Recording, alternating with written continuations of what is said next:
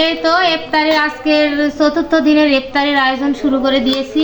এখানে আমি চটপটি বানানোর জন্য সবকিছু জিনিসপাতি যে ক্ষীরা কুচি করে রাখছি, পেঁয়াজ, কাঁচামরিচ, ডিম সিদ্ধ করে রাখছি। আর এই তো আপনাদের ভাইয়া সবসময় বলি যে উনি হচ্ছে সবসময় খিচড়ি খেতে পছন্দ করে, তার জন্য যে খিচড়ি।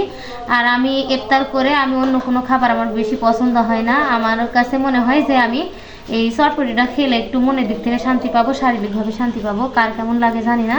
তো শুধু আমি একাই খাবো না, সবাইকে দেওয়ার জন্য এই তো সব কিছু আয়োজন করে নিচ্ছি। এখন সব কিছু ঠিকঠাক করে তারপরে সবাইকে দিব। আশপাশে মানে আমার যেগুলো কাছের মানুষ তাদেরকে দেব, পরিবারের সাথে তাদেরকে দিব। তো সব কিছু আয়োজন করতে থাকি, আপনারা দেখতে থাকুন। এই তো চটপটির শেষ পর্যায়ে চলে আসছি। এখন সবগুলো একটু করে ডিম দিয়ে দিব, দিয়ে তারপরে আশেপাশের সবাইকে নিয়ে একসাথে খাবো। আসলে ইফতারিটা সবাই মিলে একসাথে খাওয়ার মজাটাই আলাদা। পরিবারের সবার সাথে, যারা একটু গরিব দুঃখী তাদেরকে দিয়েই খাবো। সবাই মিলে একসাথে খাওয়ার আসলে মজাটাই আলাদা। তো সবাই ভালো থাকবেন, সুস্থ থাকবেন, আর আমার জন্য দোয়া করবেন যাতে রমজান মাসের সবগুলো রোজা আমি রাখতে পারি। আমি একটু অসুস্থ, তার জন্য আপনারা দোয়া করবেন।